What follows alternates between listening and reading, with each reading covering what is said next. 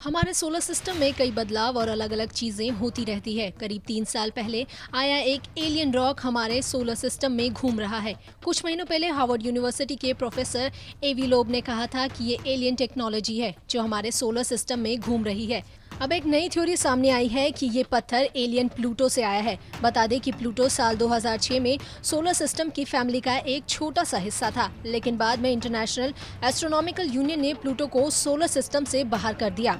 Scientist का दावा है कि ये हमारे सोलर सिस्टम में घूमने वाला पहला एलियन पत्थर है जो किसी दूर स्पेस से आया है। ये कोई मेट्रॉइड भी नहीं है। बेहद रहस्यमय तरीके से हमारे सोलर सिस्टम में आने वाले इस गेस्ट का नाम ओumuamua है। पहले तो वैज्ञानिकों को लगा कि ये एक एस्ट्रॉइड है, लेकिन अब नए संकेत मिले हैं कि ये एक एलियन टेक्नोलॉजी है। साथ ही ये भी कहा जा रहा है कि ये एलियन प्लूटो से आया है, क्योंकि इसके पीछे किसी तरह की पूंछ नहीं बनती। ये कैसे चल रहा है और इसके पीछे कौन सा दावा है? इसे एलियन टेक्नोलॉजी मानने के पीछे का कारण ये है कि ये सिगार की शेप का है और ये पत्थर धीरे धीरे खिसक रहा है, जैसे इसे कोई धक्का दे रहा हो, जबकि ये पहले कुछ महीनों स्थिर था। वैज्ञानिकों को ये समझ नहीं आ रहा है कि ऐसा हो क्यों रहा है। एलियन प्लूटो थ्योरी हाल ही में जर्नल ऑफ जियोफिजिकल रिसर्च में पब्लिश हुई है। हार्वर्ड यूनिवर्सिटी के एस्ट्रोनॉमर एवी लोब कहते हैं कि इस वस्तु को एक एलियन मशीन खींच रही है जो 1 मिलीमीटर से भी पतली है, या फिर इसे सोलर रेडिएशन अपनी ओर खींच रहा है।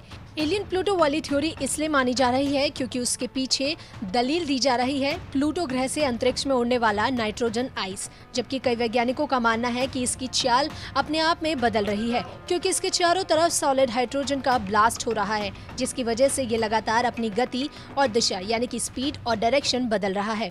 द एस्ट्रोफिजिकल जर्नल लेटर में एवी लॉब और थियांगहोंग ने हाइड्रोजन ब्लास्ट की थ्योरी को खारिज करते हुए कहा कि ऐसा नहीं हो सकता।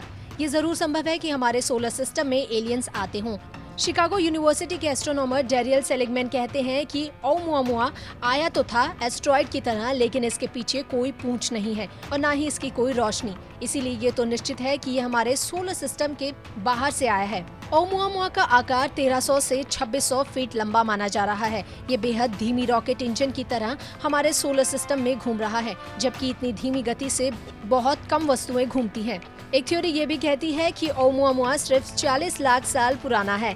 ऐसा उसके आकार, चाल आदि को देखकर अंदाजा लगाया जा सकता है। अब पूरी दुनिया में इस अंतरिक्ष वस्तु को लेकर वैज्ञानिकों के बीच बहस चल रही है कि क्या ये एलियन टेक्नोलॉजी है या फिर सामान्य अंतरिक्ष वस्तु।